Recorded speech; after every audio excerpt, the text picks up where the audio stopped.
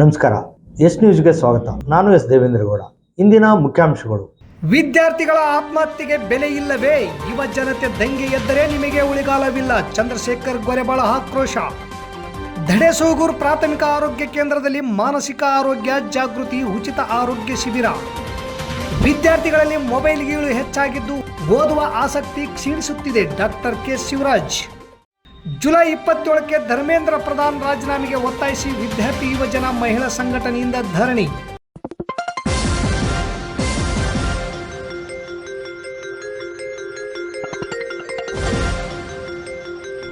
S news, ಇದು ನಿಮ್ಮ ಧ್ವನಿ. ವಾರ್ತೆಗಳ ವಿವರ. ನೀಟ್ ಪರೀಕ್ಷೆ ಅಕ್ರಮದ ವಿರುದ್ಧ ವಿದ್ಯಾರ್ಥಿ ಯುವಜನರು ಜುಲೈ 20ರಂದು ದೆಹಲಿಯ ಜಂತರ್ ಮಂತರ್ನಲ್ಲಿ ಶಾಂತಿಯುತವಾಗಿ ಹಮ್ಮಿಕೊಂಡಿದ್ದ ಪಾರ್ಲಿಮೆಂಟ್ ಚಲೋ ಹೋರಾಟವನ್ನು ದಿಕ್ಕು ತಪ್ಪಿಸಲು ಕೇಂದ್ರ ಸರ್ಕಾರ ಪ್ರಯತ್ನಿಸಿದ್ದಲ್ಲದೆ ದುರುದ್ದೇಶದಿಂದ ಕೇಂದ್ರ ಗೃಹ ಇಲಾಖೆಯ ಅಣತಿಯಂತೆ ದೆಹಲಿ ಪೊಲೀಸರು ವಿದ್ಯಾರ್ಥಿ ಯುವಜನರ ಮೇಲೆ ಲಾಠಿ ಚಾರ್ಜ್ ಮಾಡಿ ಅತ್ಯಂತ ಕ್ರೂರವಾಗಿ ಹಲ್ಲೆ ಮಾಡಿದ್ದನ್ನು ಖಂಡಿಸಿ ಇಂದು ನಗರದ ಪ್ರಗತಿಪರ ಸಂಘಟನಾ ಒಕ್ಕೂಟದಿಂದ ನಗರದ ಪ್ರವಾಸಿ ಮಂದಿರದ ಬೃಹತ್ ಪ್ರತಿಭಟನೆ ಹಮ್ಮಿಕೊಳ್ಳುವ ಮೂಲಕ ತಹಸೀಲ್ ಕಚೇರಿವರೆಗೆ ಪ್ರತಿಭಟನೆ ನಡೆಸಿ ತಹಸೀಲ್ ಕಚೇರಿ ಸಿಬ್ಬಂದಿಯ ಮೂಲಕ ರಾಷ್ಟ್ರಪತಿಗಳಿಗೆ ಮನವಿ ಪತ್ರ ಸಲ್ಲಿಸಲಾಯಿತು. ಪ್ರಗತಿಪರ ಸಂಘಟನೆಯ ಮುಖಂಡ ಚಂದ್ರಶೇಖರ್ ಗೊರೆಬಾಳ್ ಮಾತನಾಡಿ, ಈ ದುರ್ಘಟನೆಯಲ್ಲಿ ನೂರಾರು ವಿದ್ಯಾರ್ಥಿಗಳು ಗಾಯಗೊಂಡಿದ್ದಾರೆ. ಈ ದುಷ್ಕೃತ್ಯವನ್ನು ಪ್ರಗತಿಪರ ಸಂಘಟನೆಗಳ ಒಕ್ಕೂಟವು ತೀವ್ರವಾಗಿ ಖಂಡಿಸುತ್ತದೆ. ಇಂತಹ ದುಷ್ಕೃತ್ಯಕ್ಕೆ ಕಾರಣರಾದವರ ಮೇಲೆ ಕಠಿಣ ಕ್ರಮ ಜರುಗಿಸಬೇಕು. ನೀಟ್ ಪ್ರಶ್ನೆ ಪತ್ರಿಕೆ ಹಗರಣದಿಂದ ದೇಶದ 22 ಲಕ್ಷಕ್ಕೂ ಅಧಿಕ ವಿದ್ಯಾರ್ಥಿಗಳು ತೊಂದರೆಗೆ ಈಡಾಗಿ 26 ಬಡ ವಿದ್ಯಾರ್ಥಿಗಳು ಆತ್ಮಹತ್ಯೆ ಮಾಡಿಕೊಂಡರೂ ಸಹ ಕೇಂದ್ರ ಸರ್ಕಾರ ಈ ಬಗ್ಗೆ ಕ್ಯಾರೇ ಎನ್ನದೆ ಯಾವುದೇ ಕ್ರಮ ಕೈಗೊಳ್ಳದೆ ಅತ್ಯಂತ ಬೇಜವಾಬ್ದಾರಿಯಾಗಿ ನಡೆದುಕೊಂಡಿದ್ದು ಖಂಡನೀಯ. ಕೋಚಿಂಗ್ ಮಾಫಿಯಾದವರಿಗೆ ಪ್ರಶ್ನೆ ಪತ್ರಿಕೆಯನ್ನು ಲಕ್ಷಾಂತರ ರೂಪಾಯಿಗೆ ಮಾರಾಟ ಮಾಡಲಾಗಿದ್ದು, ಇದು ಪ್ರಶ್ನೆ ಪತ್ರಿಕೆ ಸೋರಿಕೆಯಲ್ಲಿ ಅಕ್ಷರಶಃ ಮಾರಾಟ ದಂಧೆಯಾಗಿ ಮಾರ್ಪಟ್ಟಿದೆ.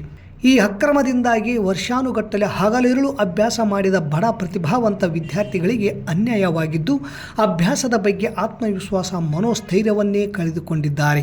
ನೀಟ್ ಅಕ್ರಮ ಬಯಲಾದ ನಂತರ ತಪ್ಪಿತಸ್ಥರನ್ನು ಪತ್ತೆ ಹಚ್ಚಿ ಕಾನೂನು ಕ್ರಮ ಕೈಗೊಳ್ಳಬೇಕಾದ ಕೇಂದ್ರ ಸರ್ಕಾರ ತೊಂದರೆಗೆ ಈಡಾದ ವಿದ್ಯಾರ್ಥಿಗಳ ಪರ ನ್ಯಾಯಕ್ಕಾಗಿ ಧ್ವನಿ ಎತ್ತಿ ನೀಟ್ ಅಕ್ರಮವನ್ನು ಪ್ರಶ್ನಿಸಿದ ವಿದ್ಯಾರ್ಥಿ ಯುವಜನರ ಮೇಲೆಯೇ ಮಾರಣಾಂತಿಕ ಲಾಠಿ ಪ್ರಹಾರ ನಡೆಸಿದೆ. ಈ ಲಾಠಿ ಪ್ರಹಾರವು ಕೇವಲ ವಿದ್ಯಾರ್ಥಿಗಳ ಮೇಲೆ ಮಾಡಿದ ದಾಳಿಯಷ್ಟೇ ಅಲ್ಲ, ಇಡೀ ಪ್ರಜಾಪ್ರಭುತ್ವದ ವ್ಯವಸ್ಥೆಯ ಮೇಲೆ ಮಾಡಿದ ಗದಾ ಪ್ರಹಾರವಾಗಿದೆ. ಹಾಗಾಗಿ ನೀಟ್ ಹಗರಣದ ಹೊಣೆ ಹೊತ್ತು ಕೇಂದ್ರ ಸರ್ಕಾರದ ಶಿಕ್ಷಣ ಸಚಿವ ಧರ್ಮೇಂದ್ರ ಪ್ರಧಾನ್ ಈ ಕೂಡಲೇ ರಾಜೀನಾಮೆ ನೀಡಬೇಕು ಹಾಗೂ ಶಾಂತಿಯುತವಾಗಿ ಹೋರಾಟ ನಡೆಸುತ್ತಿದ್ದ ದೆಹಲಿ ಹೋರಾಟಗಾರರ ಮೇಲೆ ದುರುದ್ದೇಶದಿಂದ ಅತ್ಯಂತ ಕ್ರೂರ ದಾಳಿ ನಡೆಯಲು ಕಾರಣರಾದ ಕೇಂದ್ರ ಗೃಹ ಸಚಿವ ಅಮಿತ್ ಶಾ ತಮ್ಮ ಸ್ಥಾನಕ್ಕೆ ರಾಜೀನಾಮೆ ನೀಡಬೇಕೆಂದು ಆಗ್ರಹಿಸಿದರು. ನಂತರ ಹಿರಿಯ ಮುಖಂಡರು ಹಾಗೂ ಪತ್ರಕರ್ತರಾದ DH ಕಂಬಳಿ ಮಾತನಾಡಿ, ರಾಷ್ಟ್ರೀಯ ಪರೀಕ್ಷಾ ಮಂಡಳಿ NTA ಹಾಗೂ ನೀಟ್ ಪರೀಕ್ಷೆಯನ್ನು ರದ್ದುಗೊಳಿಸಬೇಕು. ಶಿಕ್ಷಣದ ಬಹುಪಾಲು ಜವಾಬ್ದಾರಿ ಕೇಂದ್ರ ಸರ್ಕಾರವೇ ಹೊತ್ತಿದ್ದು, ರಾಜ್ಯ ಸರ್ಕಾರಗಳಿಗೆ ಅಧಿಕಾರ ನೀಡಿ CET ಮಾದರಿಯಲ್ಲಿ ವೈದ್ಯಕೀಯ, ಎಂಜಿನಿಯರಿಂಗ್ ಮತ್ತಿತರೆ ಅರ್ಹತಾ ಪರೀಕ್ಷೆಗಳನ್ನು ಪಾರದರ್ಶಕವಾಗಿ ಹಾಗೂ ನ್ಯಾಯಸಮ್ಮತವಾಗಿ ನಡೆಸಬೇಕು. ಎಲ್ಲರಿಗೂ ಸಮಾನ ಶಿಕ್ಷಣ ಸೌಕರ್ಯ ಒದಗಿಸಬೇಕು ಎಂದು ಒತ್ತಾಯಿಸಿದರು. ತದನಂತರ ನಾಗರಾಜ್ ಪೂಜಾರ್, ಹುಸೇನ್ ಸಾಬ್, ಶಕುಂತಲಾ ಪಾಟೀಲ್, ಶರಣಪ್ಪ ಮರಳಿ, ಅಶೋಕ್ ನಂಜಲ್ದಿನ್ನಿ, ಬಸವರಾಜ್ ನಾಯಕ್, ಬಸಲಿಂಗಪ್ಪ ಬಾದರ್ಲಿ, ವಿರುಪಮ್ಮ, ಇಮ್ತಿಯಾಜ್, ವಿದ್ಯಾರ್ಥಿಗಳಾದ ಏಹಿಯಾ, ಆಫ್ರಿನ್ ಸೇರಿ ಅನೇಕರು ಮಾತನಾಡಿ, ನೀಟ್ ಹಗರಣದ ಹೊಣೆ ಹೊತ್ತು ಕೇಂದ್ರ ಸಚಿವ ಧರ್ಮೇಂದ್ರ ಪ್ರಧಾನ್ ರಾಜೀನಾಮೆ ನೀಡಲೇಬೇಕು. ನವದೆಹಲಿಯಲ್ಲಿ ಹೋರಾಟ ನಿರತ ವಿದ್ಯಾರ್ಥಿಗಳ ಮೇಲೆ ನಡೆದ ಲಾಠಿ ಚಾರ್ಜ್ ಘಟನೆ ತನಿಖೆಗೆ ಒಳಪಡಿಸಿ ತಪ್ಪಿತಸ್ಥ ಅಧಿಕಾರಿಗಳನ್ನು ಶಿಕ್ಷೆಗೆ ಒಳಪಡಿಸಿ ಶಾಂತಿಯುತವಾಗಿ ಹಕ್ಕಿನ ಹೋರಾಟ ನಡೆಸುತ್ತಿದ್ದ ವಿದ್ಯಾರ್ಥಿಗಳ ಮೇಲೆ ಉದ್ದೇಶಪೂರ್ವಕವಾಗಿ ದಿಕ್ಕು ತಪ್ಪಿಸಲು ಲಾಠಿ ಚಾರ್ಜ್ ನಡೆಸಿ ಬಿಭತ್ಸ ಸೃಷ್ಟಿಸಲು ಕಾರಣರಾದ ಗೃಹ ಸಚಿವ ಅಮಿತ್ ಶಾ ರಾಜೀನಾಮೆ ನೀಡಬೇಕು. NTA ನೀಟ್ ರದ್ದುಗೊಳಿಸಿ ರಾಜ್ಯ ಸರ್ಕಾರಗಳಿಗೆ ಅರ್ಹತಾ ಪರೀಕ್ಷೆಗಳನ್ನು ನಡೆಸಲು ಅಧಿಕಾರ ನೀಡಿ ಇಂಜಿನಿಯರಿಂಗ್ ಮತ್ತಿತರೆ ಅರ್ಹತಾ ಪರೀಕ್ಷೆಗಳನ್ನು ಪಾರದರ್ಶಕವಾಗಿ ನಡೆಸುವಂತೆ ಕ್ರಮ ಕೈಗೊಳ್ಳಬೇಕು. ನೀಟ್ ಹಗರಣದ ಅನ್ಯಾಯದಿಂದ ಮನನೊಂದು ಜೀವತೆತ್ತ ವಿದ್ಯಾರ್ಥಿಗಳ ಕುಟುಂಬಕ್ಕೆ ತಲಾ 1 ಕೋಟಿ ಪರಿಹಾರ ನೀಡಬೇಕು. ಪ್ರವೇಶ ಪರೀಕ್ಷೆಗಳು ಮತ್ತು ಉದ್ಯೋಗ ನೇಮಕಾತಿ ಪರೀಕ್ಷೆಗಳನ್ನು ನ್ಯಾಯಯುತ ಪಾರದರ್ಶಕವಾಗಿ ನಡೆಸಬೇಕು. ಖಾಸಗೀಕರಣ, ಕಾರ್ಪೊರೇಟೀಕರಣ ಮತ್ತು ಕೇಸರೀಕರಣವನ್ನು ತಡೆಗಟ್ಟಿ ಸಮಾನ ಜಾರಿಗೊಳಿಸಬೇಕು ಎಂದು ಹಕ್ಕೊತ್ತಾಯ ಮಾಡಿ ಈ ಎಲ್ಲ ಬೇಡಿಕೆಗಳನ್ನು ಈಡೇರಿಸದೇ ಹೋದಲ್ಲಿ ವಿದ್ಯಾರ್ಥಿಗಳ ಹೋರಾಟವನ್ನು ಬೆಂಬಲಿಸಿ ಇಡೀ ದೇಶದಾದ್ಯಂತ ತೀವ್ರವಾಗುತ್ತಿರುವ ಹೋರಾಟಕ್ಕೆ ಕೇಂದ್ರ ಸರ್ಕಾರವೇ ನೇರ ಹೊಣೆಯನ್ನು ಹೊರಬೇಕಾಗುತ್ತದೆ ಎಂದು ಎಚ್ಚರಿಸಿದರು. ಈ ಬೃಹತ್ ಪ್ರತಿಭಟನೆಯಲ್ಲಿ Basavantharayagouda Kallur, S Devendragouda, Basavaraj Badarli, BN Yardihal, Shankar Gurikar, doctor Waseem Ahmed, Arun Kumar Bergi, Manjunath Gandhinagar, Sangram Killed, Krishna ವಕೀಲರು, ರುದ್ರಪ್ಪ ಕುರ್ಕುಂದಿ, ಎನ್ ರಾಮಯ್ಯ ಜವಳಗೆರ, ಅಬ್ದುಲ್ ಸಮದ್ ಚೌಧರಿ, ರಾಮಣ್ಣ ಬೇರ್ಗಿ, ಬಸವರಾಜ್ ಬೆಳಗುರ್ಕಿ ಸೇರಿದಂತೆ ನಗರದ ಸೈನ್ಸ್ ಕಾಲೇಜಿನ ನೂರಾರು ವಿದ್ಯಾರ್ಥಿಗಳು ಪಾಲ್ಗೊಂಡಿದ್ದರು. ಕೇಂದ್ರ ಸರ್ಕಾರ 20ನೇ ತಾರೀಕಿನಿಂದ ವಿದ್ಯಾರ್ಥಿಗಳ ಮೇಲೆ ಕುತಂತ್ರ ಪೂರಿತವಾಗಿ ಲಾಠಿ ಚಾರ್ಜ್ ಮಾಡಿ ವಿದ್ಯಾರ್ಥಿ ವಿರೋಧಿ ನೀತಿಯನ್ನು ಅನುಸರಿಸ್ತಾ ಇದೆ.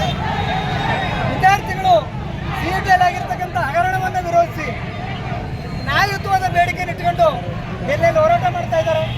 ಈ ಹೋರಾಟಕ್ಕೆ ಸ್ಪಂದಿಸದೆ ವಿದ್ಯಾರ್ಥಿ ಹೋರಾಟವನ್ನು ಕಿಚ್ಚುಗೋಸ್ಕರ ಮೋದಿ ಸರ್ಕಾರ ಪ್ರಯತ್ನ ಮಾಡ್ತಾ ಇದೆ. ಅದು ವಿರೋಧಿಸಿ ಎಲ್ಲಿಯ ವಿದ್ಯಾರ್ಥಿಗಳ ಹೋರಾಟಕ್ಕೆ ಬೆಂಬಲಿಸಿ ಧರ್ಮೇಂದ್ರ ಪ್ರಧಾನ್ ರಾಜೀನಾಮೆ ಕೊಡಲೇಬೇಕಂತೇಳಿ ಒತ್ತಾಯಿಸಿ ಇವತ್ತು ಸಿಂಧನೂರಿನ ಪ್ರಗತಿಪರ ಸಂಘಟನೆಗಳು, ಇಲ್ಲಿರ್ತಕ್ಕಂಥ ವಿದ್ಯಾರ್ಥಿ ಸಂಘಟನೆಗಳು, ಎಲ್ಲ ಬೇರೆ ಬೇರೆ ಎಲ್ಲ ಪ್ರಗತಿಪರ ಶಕ್ತಿಗಳು ಸೇರಿ ನಾವು ಈ ಹೋರಾಟವನ್ನು ಮಾಡ್ತಾ ಇದ್ದೀವಿ. ಈ ಹೋರಾಟದ ಮೂಲಕ ರಾಷ್ಟ್ರಪತಿಗಳಿಗೆ ಮನವಿ ಪತ್ರವನ್ನು ಸಲ್ಲಿಸಿ ಧರ್ಮೇಂದ್ರ ಪ್ರಧಾನ್ ರಾಜೀನಾಮೆ ಸಲ್ಲಿಸಲೇಬೇಕು, ವಿದ್ಯಾರ್ಥಿಗಳ ಬೇಡಿಕೆ ಈಡೇರಲೇಬೇಕಂತ ಈ ಮೂಲಕ ನಾವು ಆಗ್ರಹ ಮಾಡ್ತಾ ಇದ್ದೀವಿ. ಲಾಂಗ್ ಟರ್ಮ್ ಕೋಚಿಂಗ್ 1 ವರ್ಷಕ್ಕೂ ಆಗಿಲ್ಲ, ಕೆಲವರಿಗೆ 2 ವರ್ಷಕ್ಕೂ ಆಗಿಲ್ಲ, ಕೆಲವರಿಗೆ 3 ವರ್ಷ 4 ವರ್ಷ ಓದಿದ್ದಾರೆ. 3 ವರ್ಷ 4 ವರ್ಷ ಓದಿ ಪರೀಕ್ಷೆ ಬರೆದಿರುವಂತ ಸಂದರ್ಭದೊಳಗಡೆ ಈ ಸರಿ ಆದ್ರೂ ಪಾಸ್ ಆಗ್ತೀನಿ, ಈ ಸರಿ ಆದ್ರೂ ನಾನು MBBS ಸೆಲೆಕ್ಷನ್ ಆಗ್ತೀನಿ ಅನ್ನುವಂತ ಕನಸು ಕಂಡಿರುವಂತ ವಿದ್ಯಾರ್ಥಿನಿಯರಿಗೆ ಸಿಕ್ಕಿದ್ದೇನು ಏಕಾಏಕಿ ಪೇಪರ್ ಲೀಕ್ ಮಾಡಿದ್ರು, ಪರೀಕ್ಷೆ ರದ್ದಾಯ್ತು. ಪರೀಕ್ಷೆ ವರ್ಷಗಟ್ಟಲೆ ಓದಿ 2 ವರ್ಷ 3 ವರ್ಷ ಓದಿ ಪರೀಕ್ಷೆ ರದ್ದಾದ್ರೆ ಪರಿಸ್ಥಿತಿ ಏನಾಯ್ತು? ಹಲವಾರು ವಿದ್ಯಾರ್ಥಿಗಳು ಡಿಪ್ರೆಸ್ಗೆ ಹೋದ್ರು. ಉಪವಾಸ ಕೂತಂತವರನ್ನು ಸಹಿತ ಕಳ್ಳರ ಬಿಳಿ ಬಟ್ಟೆಯೊಂದಿಗೆ ಬಂದು ಎತ್ತಕೊಂಡು ಹೋದ ನೋಡಿದ್ರೆ ಯಾರಿಗೆ ಏನು ಗೊತ್ತಾಗಲ್ಲ ಅಂತ ಬೆಳಗ್ಗೆ 7 ಗಂಟೆಯೊಳಗೆ ಇದು ಮಾಡಿದ್ದು ಪ್ರಜಾಪ್ರಭುತ್ವದ ಮೇಲೆ ಒಂದು ಪ್ರಜಾಪ್ರಭುತ್ವವನ್ನು ಕಗ್ಗೊಲೆ ಮಾಡಿದಂತಾಗ ಆಗಿದೆ. ಇದು ಯಾವತ್ತಿಗೂ ಆಗಬಾರದು.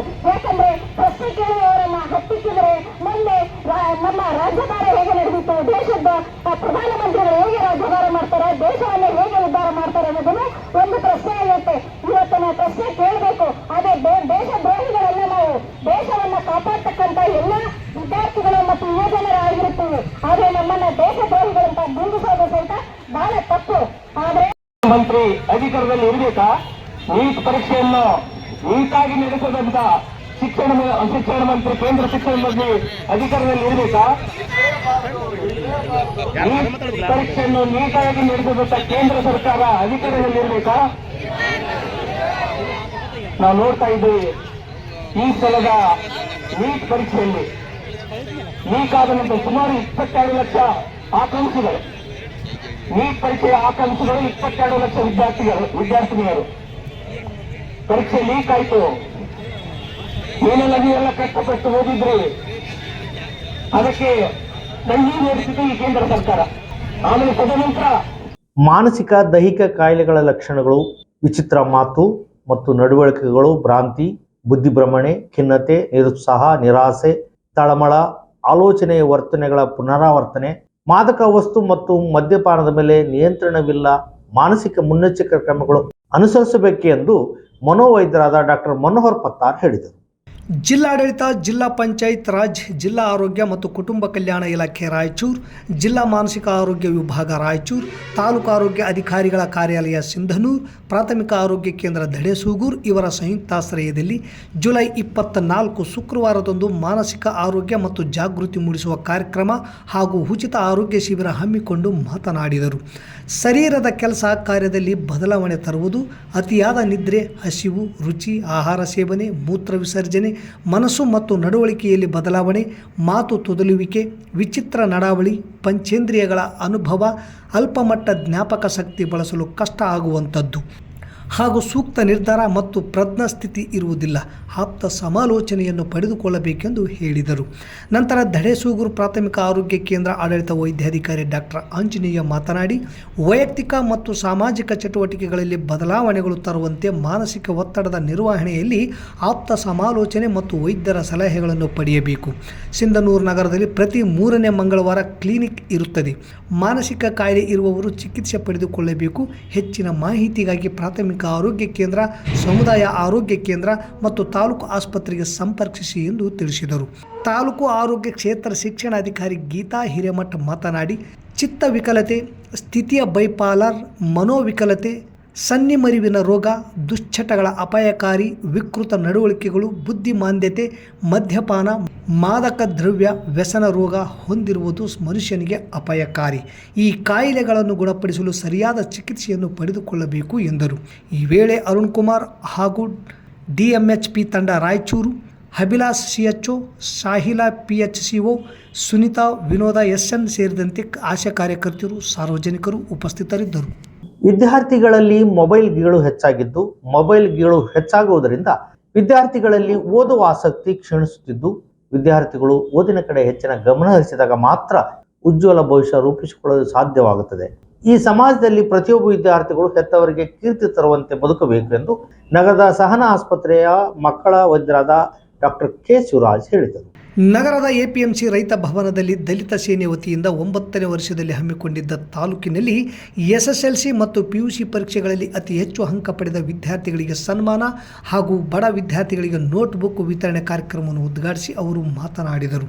ವಿದ್ಯಾರ್ಥಿಗಳು ಹೆಚ್ಚಾಗಿ ಮೊಬೈಲ್ ಬಳಕೆ ಮಾಡುವುದನ್ನು ಬಿಟ್ಟು ಓದಿನ ಕಡೆಗೆ ಗಮನ ನೀಡಬೇಕು. ಇವತ್ತಿನ ಶೈಕ್ಷಣಿಕ ಯುಗವು ಸ್ಪರ್ಧಾತ್ಮಕ ಚಿಂತನೆ ಕಡೆಗೆ ಸಾಗಿದೆ. ವಿದ್ಯಾರ್ಥಿಗಳು ಗುಣಮಟ್ಟದ ಶಿಕ್ಷಣಕ್ಕೆ ಒತ್ತು ಕೊಟ್ಟಾಗ ಮಾತ್ರ ಈ ಸಮಾಜದಲ್ಲಿ ಉತ್ತಮ ಜೀವನ ಮತ್ತು ಗೌರವಾನ್ವಿತ ವ್ಯಕ್ತಿಗಳಾಗಿ ಬದುಕಲು ಸಾಧ್ಯವಾಗುತ್ತದೆ.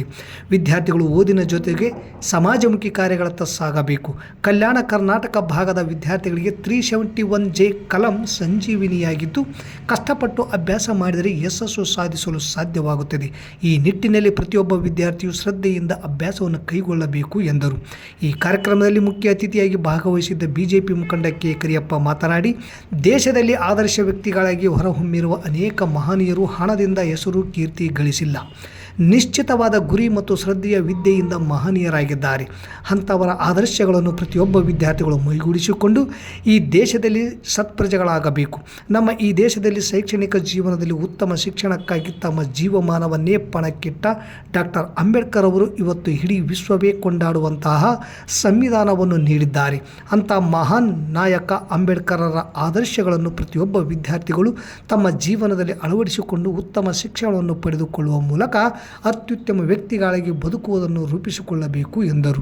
ನಂತರ ಪಿಕಾರ್ಡ್ ಬ್ಯಾಂಕ್ ಅಧ್ಯಕ್ಷ ಎಂ. ದೊಡ್ಡಬಸವರಾಜ್, ಪ್ರಗತಿಪರ ಚಿಂತಕ HN ಬಡಿಗೇರ್, KRS ಪಕ್ಷದ ಮುಖಂಡ ನಿರುಪಾದಿ K. ಗೋಮರ್ಶಿ ಮಾತನಾಡಿದರು. ವೆಂಕಟಗಿರಿ ಕ್ಯಾಂಪ್ನ ಶ್ರೀ ಸಿದ್ದರಾಮೇಶ್ವರ ಶರಣರು ಕಾರ್ಯಕ್ರಮದ ಸಾನ್ನಿಧ್ಯ ವಹಿಸಿ ಮಾತನಾಡಿ ಆಶೀರ್ವದಿಸಿದರು. ಕಾರ್ಯಕ್ರಮದಲ್ಲಿ ಚಿರತ್ನಾಳ ಬ್ರಹ್ಮನ ಮಠದ ಮರಿಸ್ವಾಮಿ ತಾತನವರು, ಪುರಕ್ಷೇತ್ರದ ಮೂಲಪ್ಪ ತಾತನವರು ಸಾನ್ನಿಧ್ಯ ವಹಿಸಿದ್ದರು. ಅಧ್ಯಕ್ಷತೆಯನ್ನು ದಲಿತ ಸೇನೆ ಜಿಲ್ಲಾ ಘಟಕದ ಅಧ್ಯಕ್ಷ ಹಾಗೂ ಪ್ರಜಾಸೇನೆ ದಿನಪತ್ರಿಕೆ ಸಂಪಾದಕರಾದ ನಾಗರಾಜ್ ಬೊಮ್ಮನಾಳ್ ವಹಿಸಿದ್ದರು.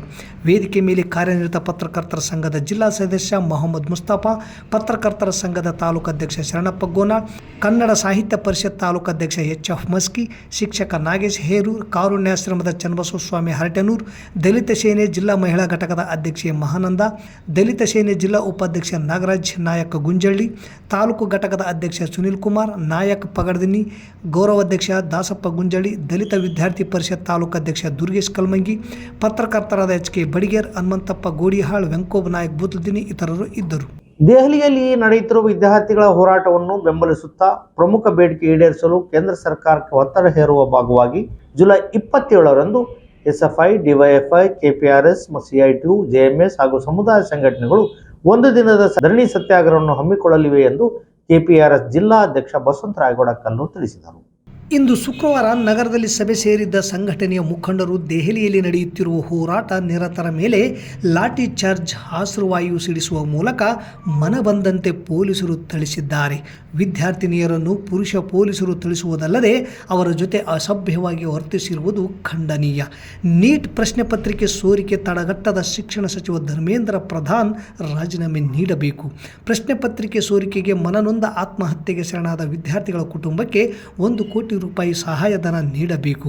ವಿದ್ಯಾರ್ಥಿನಿಯರ ಮೇಲೆ ನಡೆದ ಪೊಲೀಸ್ ದೌರ್ಜನ್ಯ ತನಿಖೆಯಾಗಬೇಕು ಹಾಗೂ NTA ರದ್ದುಗೊಳಿಸಬೇಕು ಹಾಗೂ NEET ಬ್ಯಾನ್ ಮಾಡಬೇಕೆಂದು ತಾಲೂಕಿನ SFI, DYFI, KPRS ಕೃಷಿ ಕೂಲಿಕಾರರ ಸಂಘ CITU ಅಡಿಯಲ್ಲಿ ಬರುವ ಹಮಾಲಿ ಸಂಘಟನೆ, ಬಿಸಿಯೂಟ ಸಂಘಟನೆ, ಕಟ್ಟಡ ಕಾರ್ಮಿಕ ಸಂಘಟನೆ, JMS ಹಾಗೂ ಸಮುದಾಯ ಸಂಘಟನೆಗಳು ತಾಲೂಕಿನ ತಹಸೀಲ್ದಾರ್ ಕಚೇರಿಯ ಮುಂದೆ ಒಂದು ದಿನದ ಧರಣಿ ಸತ್ಯಾಗ್ರಹ ಹಮ್ಮಿಕೊಳ್ಳಲು ನಿರ್ಧರಿಸಿವೆ ಎಂದು ಮುಖಂಡರು ತಿಳಿಸಿದರು. ಈ ಸಭೆಯಲ್ಲಿ ಯಂಕಪ್ಪ ಕೆಂಗಲ್, ಗೇಸುದರಾಜ್, ಅಳ್ಳಪ್ಪ, ಶಂಕರಪ್ಪ ಕೆಂಗಲ್, ಆದನಗೌಡ, ವಿಶ್ವನಾಥ್, ವಿರೂಪಾಕ್ಷಗೌಡ, ಶಕುಂತಲಾ ಪಾಟೀಲ್, ರೇಣುಕಮ್ಮ, ಶರಣಮ್ಮ ಪಾಟೀಲ್, S. ದೇವೇಂದ್ರಗೌಡ ಇದ್ದರು. ನೀಟ್ ಪ್ರಶ್ನೆ ಪತ್ರಿಕೆ ಸೋರಿಕೆ, ಕೇಂದ್ರ ಸರ್ಕಾರದ ವೈಫಲ್ಯ ಹಾಗೂ ದೆಹಲಿ ಪೊಲೀಸರ ದೌರ್ಜನ್ಯದ ವಿರುದ್ಧ ತಾಲೂಕು ಖಾಸಗಿ ಶಿಕ್ಷಣ ಸಂಸ್ಥೆಯ ಒಕ್ಕೂಟದ ಪದಾಧಿಕಾರಿಗಳ ಸಮ್ಮುಖದಲ್ಲಿ ಇಂದು ಖಾಸಗಿ ಶಿಕ್ಷಣ ಸಂಸ್ಥೆಯ ಜಿಲ್ಲಾಧ್ಯಕ್ಷರು ಹಾಗೂ ಮಾನ್ಯ ಶಾಸಕರಾದ ಅಂಪನಗೌಡ ಬಾದರ್ಲಿ ಅವರ ಅಧ್ಯಕ್ಷತೆಯಲ್ಲಿ ಪ್ರತಿಭಟನೆಯ ಕುರಿತು ಪೂರ್ವಭಾವಿ ಸಭೆ ಇಂದು ಜರುಗಿತು. ಇಲ್ಲಿಗೆ ವಾರ್ತಾ ಪ್ರಸಾರ ಮುಕ್ತಾಯವಾಯಿತು. ನಿರಂತರ ಸುದ್ದಿಗಾಗಿ ವೀಕ್ಷಿಸಿ ಎಸ್ ನ್ಯೂಸ್. ಇದು ನಿಮ್ಮ ಧ್ವನಿ. ನಮಸ್ಕಾರ.